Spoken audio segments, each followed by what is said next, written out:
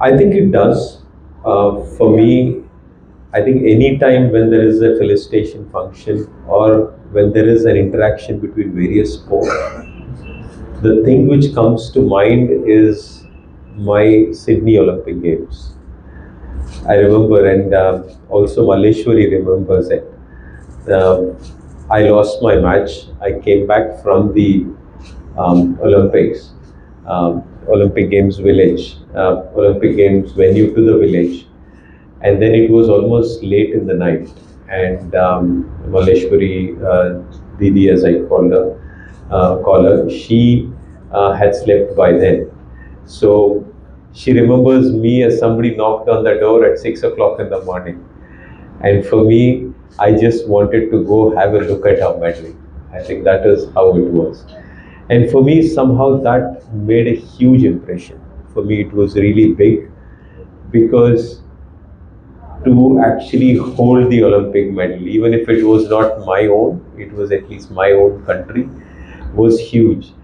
And for me, when I go to a felicitation function or we organize a felicitation function of any of the athletes, somebody is talking in the audience, somebody is saying, boss, it's a waste of money. Why the hell are they spending such kinds of money on these felicitations? The inspiration which a small kid can take from that is huge. And I don't think any amount of money is worth or wasted if actually one kid in that group actually feels inspired and takes it up. And I was that one person who was sitting down and looking at Maleshwari at that felicitation function which Chandrababu Naidu had done.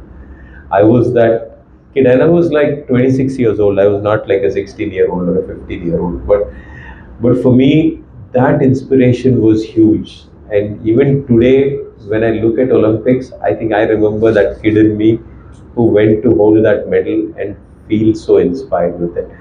I think when I look at an event like this, when I look at this talk about having other sports persons meet with different sports, I just feel there's a lot to learn. Especially at the highest level, sometimes as a coach, you get saturated by the sports thinking. So it's very important that you learn your lessons majorly from other fields. You don't get it because if you're following something in the sporting ecosystem, or if you're following something which another badminton coach has done, you're already late for it. So you have to be ahead of the times, and it normally comes as an inspiration from another field, another sport. You don't know where that idea is coming and which you need to develop, and that typically comes from an out of box thinking, and that comes from something which is outside of your own zone, and that's what I think the real value of the session. Taking from Australia, after class 12 DBPC, I went to Australia to do further studies, did a bachelor's and master's. So the university I went to, Bond on the Gold Coast, was the center of excellence for swimming at that time, and Michael Phelps and Thor have been students there, and the colleges used to actually, and you've seen that in the US and other developed economies, the colleges would hand them their checks, their scholarships, and just want them to train there and get out with a bond degree or a college degree. I had some friends, I knew both of them, and they would lead a lifestyle which I was leading, but it was their money and they had the access. And I used to think I was always a sports lover. I played all these sports, including badminton, cricket, tennis, football, but I was never good at any. But I wanted to be with sports. So that day I used to think, will our children, will our boys, my friends, my colleagues, or people in the next generation, can they actually come to you as parents now I'm saying and say, if you ask them what do you want to do, তুমি কি করতে চাও, আর ও যদি এসে বলে আমি কাবাডি খেলতে চাই, we would all encourage him or her. So I think that's the day India is seeing now. We know the salaries and the packages, cricketers ISL footballers, Neeraj Chopra, and money is not a bad thing. We all need security. So that's where I come in. I mean, that's the idea behind Shrachi Sports. We'll talk about it in more details on the 7th. But the idea is to merge this, provide more employment opportunities. Sports is a very cheap employer in the sense that today to play kabaddi you really don't need much infrastructure, much technology. You could train quite cheaply and affordably. Let me put it that way.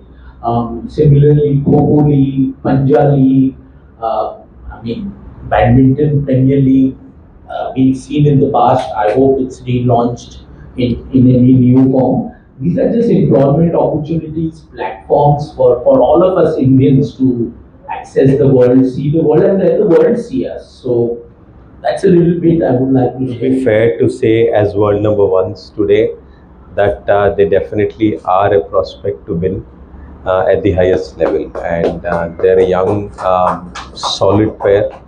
Uh, Whenever they go on court, they are one of the favorites.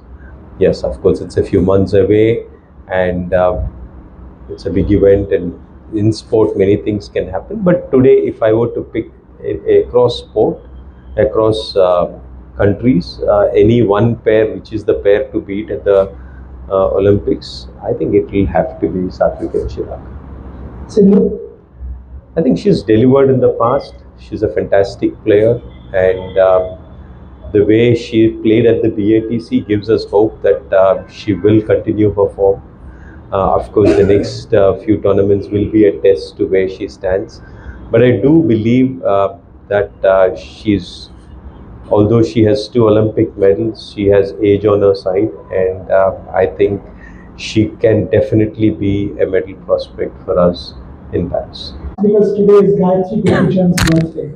So it's Gopi's daughter's birthday. I have a cake. There it is. He says, no, don't cut it, but we will cut it on his behalf. Because Gayatri can't have it, so we'll all cut it on Gopi's behalf. We'll get him to have a piece. This is my favorite question. Gopi, the national coach, Gopi, the father. Can you differentiate when you coach Gayatri? Do you coach her differently? Do you scold her? Do you think what others will think? The Gopi Gayatri dynamic, when Gayatri wins, does it sort of make you a little bit more happier? On court, can you tell her something that you can't tell another student of yours? Give us the Gopi Gayatri dynamic before I go to Rahul again.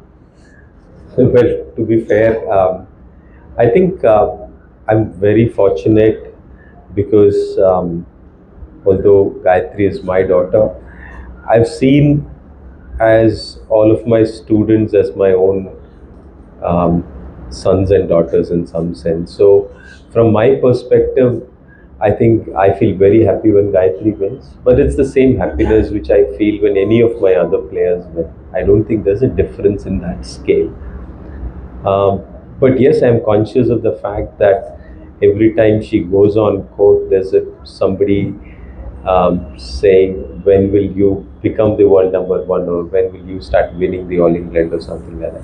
I think that's a very unfair judgment on her behalf to live up to that kind of a thing. So very proud father. As a coach, with all my students, I would be very strict.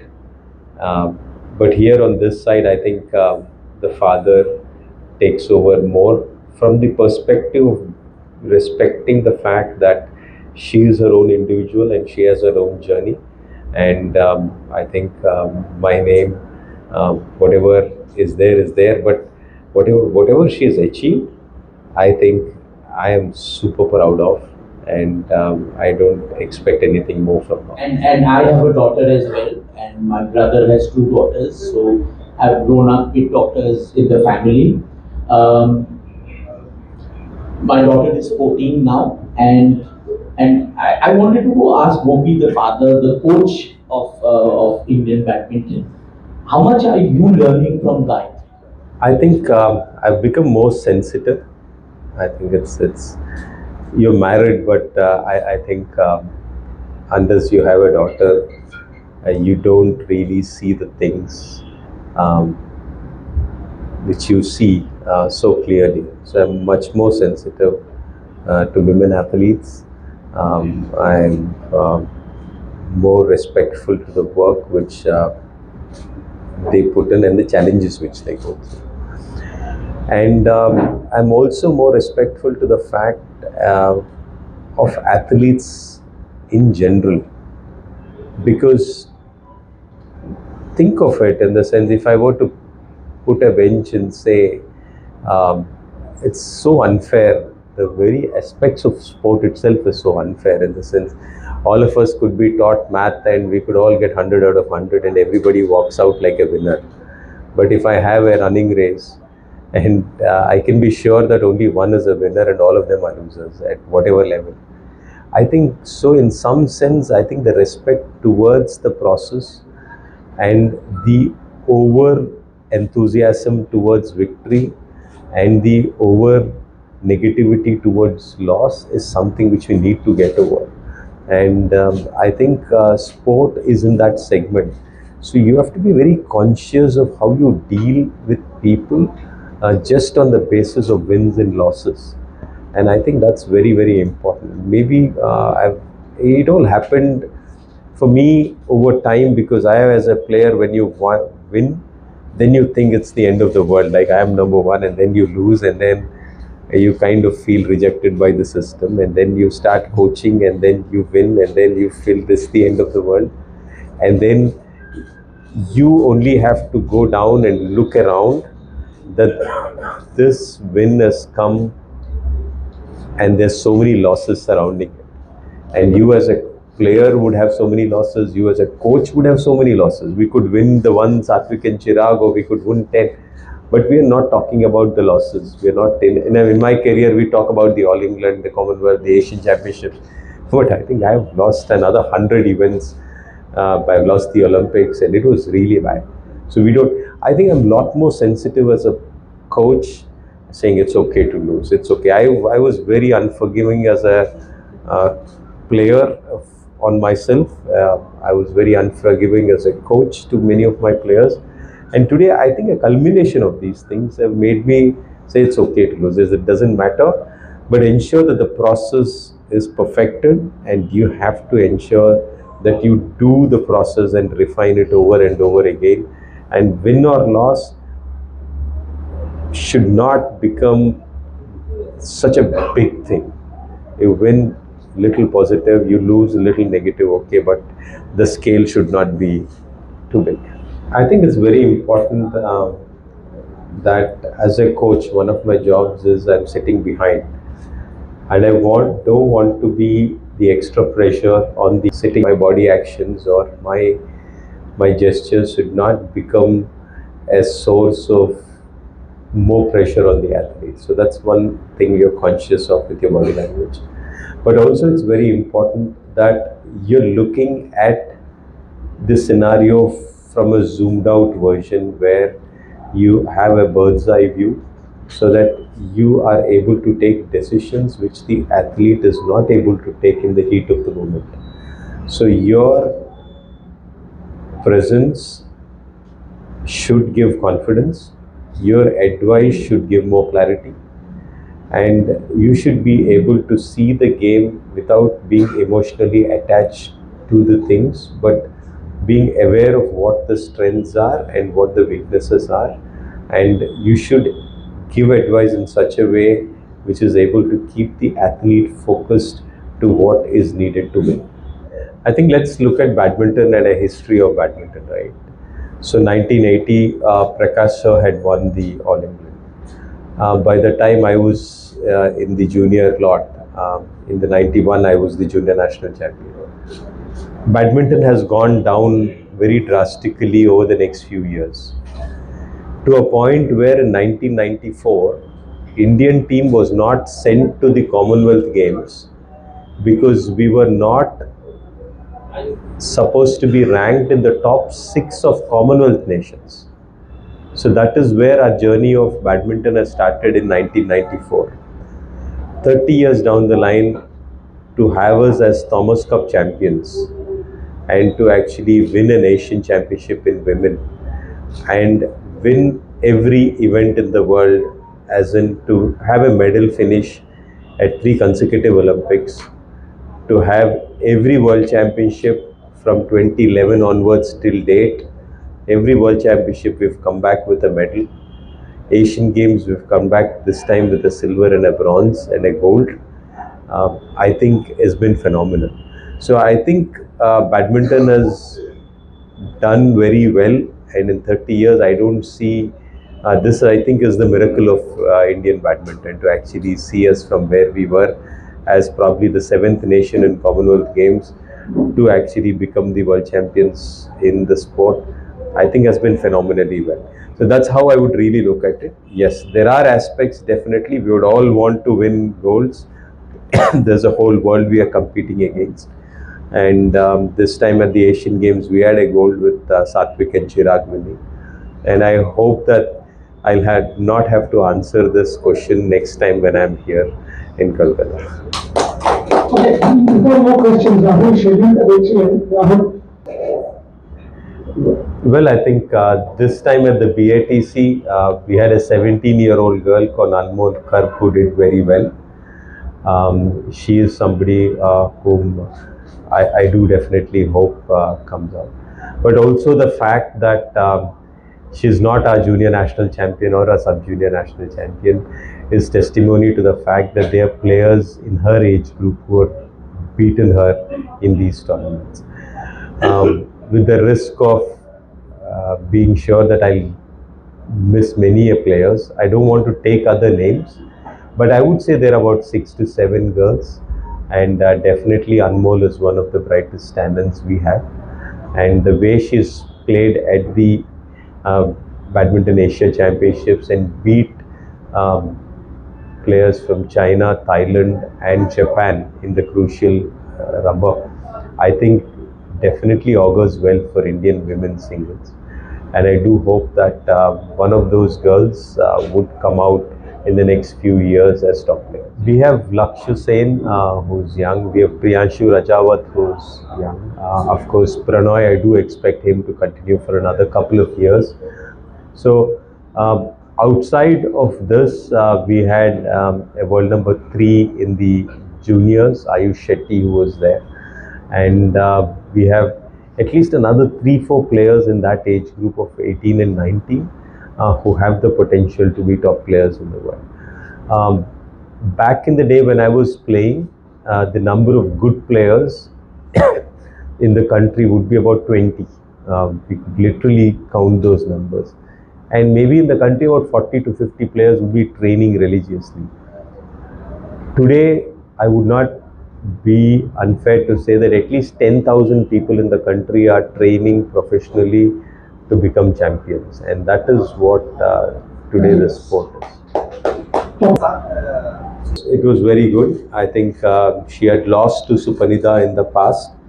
To beat her in the finals was a very good victory, and I do believe that she's on the right track, and the next few months of course will be big, but I'm definitely sure that she was playing well at the BATC, and the coming tournaments now, whether it's France or All England or the Asian Championships next month, she will have to play higher ranked players, and that's when she'll know. But I was fairly convinced about that she was playing well at the BATC. I think as far as the first question is concerned, Sindhu at the BATC, it was a team championship, so we had some good interactions, and it was really good that we were all there as a team for the matches, and the entire camaraderie in the team and the spirit of the team was one of the key reasons why we were able to win that medal. So yes, I think I had some conversations about it, not specific to the Olympics, but in general about the game and fitness and that perspective. As far as Bengal is concerned, and I've always said this in private and maybe to all the players, but also to some press people at times. General Bengal, this belt, you have people with good legs. They move very fast and their stroke making is very crisp. It comes very effortlessly. We had a few players, whether it's the older players of say Aritra Nandis or Indrajit Mukherjees or Rituparna Das or Dipankar or all of them. I think you realize that many of them had very good movement. Shubhankar Day was one of them. You have very good movement and very good hands, and naturally very good movers on the court. So I think from that perspective, when we were to look at the growth of badminton, I'm fairly confident that if we have decent infrastructure and a good coaching system, we will start producing champions from here. And there's no doubt about it. And it's like 100%. That's what I think. I saw a few girls yesterday who were good, but I've always said this, you'll never find me actually picking names of players because there are more chances that I'll miss out many more players. But I think in general, the standard of the game has actually gone up. And it's just only a matter of time before we actually see them. We actually had this time at the under 11 nationals and at the under 13 nationals, we have had semi-final and final results from Bengal players. So it is still time before they shine out and come. But I think there are a few players who will do well as well, my feelings. So I think, to be fair, I think post-COVID we've kind of reduced on the 415 session. We're also fortunate that we've been able to build 6 more badminton courts, and I'm also lucky that today I have a P. Kashyap, Guru Saidat or an Arun Vishnu and a Manu Atri helping me with the coaching facility. So we have our training sessions, players come in at 5 and we start at 5:30. So my day starts at 5:30 and finishes around 6 o'clock every day. But honestly, if there is travel, if there is a meeting to attend, that's what makes me tired. My badminton court sessions never get me tired. I'm really enthused and I'm very happy to be on court. Well, I think that will be a difficult question for me to answer. It's a guess. It's election time, so everybody is guessing big. So I think it will definitely be more than what we had last time. No number. I don't want to give a number. I don't want to be one of those prediction guys, but definitely it will be more medals than last time is what I mean. May Allah bless Gayatri with all health, wealth and success and the anyone. So my question, you learned a lot from Sayyid Muhammad Arif. So how you are imparting those techniques to your students, and in the Rio Olympics, what actually where Hindu flattered in the final? Do you still remember those things? Well, I think it was a tough final. Maran played well. I think it's not necessary that you have to falter. It's also a case where your opponent just plays better than you. I think Maran was more experienced. She was smarter. She played the conditions better than what Sindhu could play. And I've been very fortunate in my life to get God's grace. Bhagwan ki kripa hai ki I got the right kind of coaches in my life. So I had Hamid Hussain sir, and who was my first coach, who didn't teach me much about badminton, but he made me love the sport. That was the most important thing. At a young age, when a kid comes to play at age 7, 8, 9, I think the first thing is not that he wants to become a champion. He comes there because he loves the atmosphere there. So he made me love the atmosphere there. And when I loved this atmosphere, I was coming every day. That's when I got Arif sir. When he made me disciplined in the sport. That's what he did. Then when I was disciplined in the sport and I wanted to do something, I was lucky to find Prakash sir, who was an inspiration for me. And then I found Ganguly sir, who actually we could both work together and plan things together. So in some sense, I would think it's God's grace that I got these people in my life who actually have been instrumental in bringing. So when I coach a young kid, I'm thinking like what Hamid Hussain sir is to me. When and I'm with somebody who's in that second stage, I'm thinking like what Arif sir is. When I'm looking at a young kid who is disciplined and hardworking, I want him to be inspired like what Prakash sir did to me. So that is the way I look at the entire scenario. One, Shrikant has had actually some bad losses. He had no business to lose some of the matches.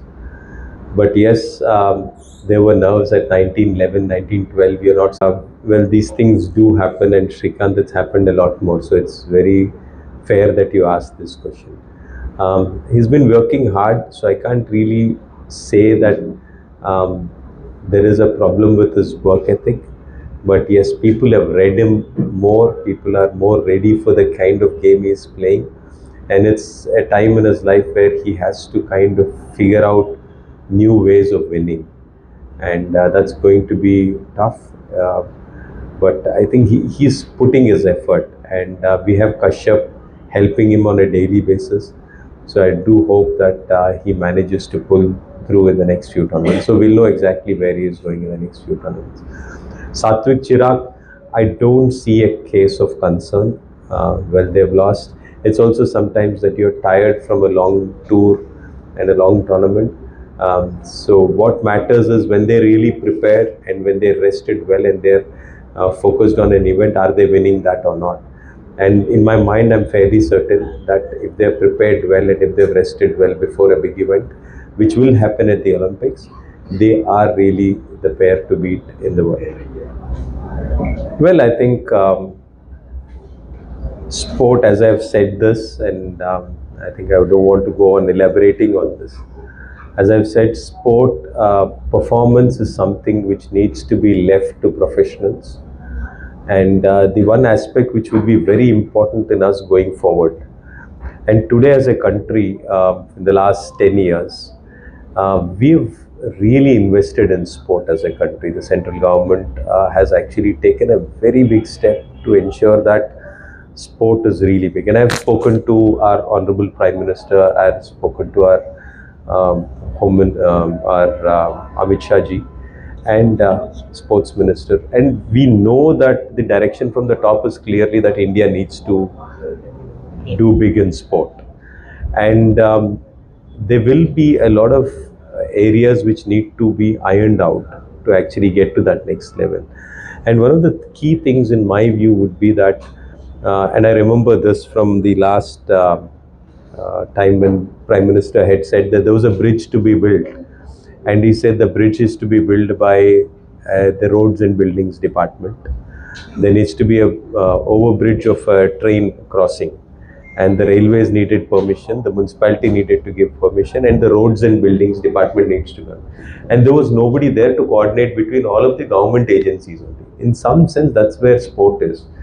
Today, when we look at sport, we are looking at players, parents, academies, associations, clubs, sponsors, universities, PSUs, agents. There are like 10 people in that ecosystem, government, state government, and then who is there to coordinate this journey? I think that will be very, very important. The people with the right kind of knowledge to performance should be the ones who should be guiding this journey. And we cannot leave it to either market forces or political interference to actually happen that. So that for me is the very essence. Because this subject is something which is very new, which has not had a problem, because back in the day, if we were talking, nobody is here as sports journalist thing, only when you win somebody is coming. No conclave is held to what is happening to sport, what is happening. When you look at the subjects which are covered, no, they're like Paralympics, they're like refugee sport, there's physical literacy, there's mental health, there's performance anxiety. You're talking about various things, sports science, technology in sport. All of these things have come up, and you've got many, many people in the ecosystem, and everybody has a good intention also. It's like nothing, but who is there to actually sit down and say that this is your role and this is where it ends, and you have to transfer your role to the next person who takes it from here to here. I think that is what is lacking. So it needs a little more direction because of the unprecedented growth in sport. We have to make some decisions, and that kind of a body is required. if you look at the entire ecosystem of sport today, there's open schooling. There is, in general, there is a lot more respect to sport than there's ever been. I had the fortune to meet the director of IIT, Chennai, and he said one of his things is to actually produce an Olympian from IIT. So these were things which were never thought about, and this was like very, very different kind of a thinking. Today, acceptability of sport is far more, and today all of us here are saying if my kid were to take up sport, I have no problem. I think that very perception of sport itself is a huge thing. It takes many, many centuries to actually, or generations to actually get this. But I have been able to see this transformation of badminton in 30 years. If somebody says that miracles can't happen, and what bigger miracle can you show than this one in 30 years, from nowhere to becoming a top team in the world as a Thomas Cup champion? I think that is why I see today, but 20 years back, you would say, I want to take up sport, and people are like, forget it. But today, I think there's a substantial population which is saying, I would love to give this opportunity to my kid. If they're good in sport and if they want to pursue it, I'm happy to make them pursue sport. So I think that's something which has happened. The education system is also changing. The new education policy has taken a lot into consideration. Open schooling is helped. Our perception and our acceptability of professions has also changed. Yes, of course, there needs to be a more change, but in a country as big as ours, I think it will take time. But I think as far as the effort of the government is concerned, I think they've been phenomenal, and I think I'm only just waiting for the next few years, because I just feel there was a software boom and there was an industrial revolution. I think a sports revolution is waiting to happen. I think for me as a player, if you give me another life, I don't think I can work as hard as I have done. I'm very happy with that fact that I gave it all I have, and I'm very proud of the player. The coach is just pure God's grace. Of course, the player is also, but coach, because I just look at myself and I say, my mom has been super helpful. My wife, she was there when I wasn't there to take care of the kids. My entire family has sacrificed to make me the coach I am, because if one of them had complained, I wouldn't have actually taken up this responsibility. So I think in some sense it's God's grace that I am able to be in the coaching ecosystem. And also I was fortunate to actually get good players, people who trusted me, people who trusted me as association members, people who trusted me from the government. I think all of these fell into place in a very divine way. So I think it's purely God's grace that this position and these players I've produced. So I think for me, I'm just living a dream which has been phenomenal, and I'm very grateful to God for actually giving this opportunity in one lifetime to actually live both lives. At various levels, I think you need infrastructure, you need tournaments, you need systems, you need support staff, and all of these need to happen at the same time. So sports science is also in that category. When players go up, you need sports science support, which is very good. You also need policies and development, which is good. You also need infrastructure. So all of these things are very critical in development, and we need to ensure that. And when I said the last statement, which I said, we grow very fast as a sport. So infrastructure is gone, sport is gone, players are taking up the sport. Suddenly, no coaches, no physios, no trainers, No referees. nothing, no technical officials, nothing. But yeah, we need to pick up in that front. So badminton, one example is, we typically used to produce some 18-20 coaches in a year's time. That's what an NIS program was. But then there are 1,000 courts being built every 2 months in the country. So each court needs at least 1 or 2 coaches. So where do you get these coaches? So we have an issue there. So the same is with physios, same is with trainers, with technical officials, and all of these things we need to take care of. So I think there's a lot of work to be done because we're just growing too fast, and it's a good challenge to have because people are more inspired. We want to play the sport. Uh, Storytellers are important in the sense. I think it's where journalists play a huge role in the sense you're responsible for inspiring people to take up the sport. I think we need more journalists also. It's not happening. And Boria said is right in the sense the sports editor, the editor of the newspaper has never played sport. He doesn't understand sport. So he'll say, यार कोई ज़रूरत ही नहीं है इसको जब मत जाने दो. Who is the sports school principal doesn't understand sport. वो बोल रहे यार sport छोड़ो यार इसको मत करो. The corporate who is the boss is not understanding the importance of it. But luckily today what has happened is some of these places are being filled by people who understand the importance of sport. I went to Modi ji and Modi ji is saying I have benefited so much by playing sport, by learning swimming in a pond. I learned so much from it. I think he takes his experience back to his childhood and says, I have benefited, the whole country can benefit. Somebody like Rahul is saying, I have benefited from sport. He may not be a professional player, but he is saying, I have loved sport, I have benefited from sport. So when I'm coming, I'm doing a real estate project, but I'm saying, I need to invest in sport. Someday we'll also get a editor who's invested in sport, then he'll say, yes, sports, sabko bhejo. So that will happen. And those people will say, my kid will also play sport. So people who have come here in that small minority is getting bigger. And then they will all invest in sport. So it's going to be good times. It will take a little time. You will have either people who are super inclined to sport or rejected out. And I have a theory. People who are rejected in a class when they are young, they look at sport and say, they have rejected us, we will take revenge on them, we'll reject them.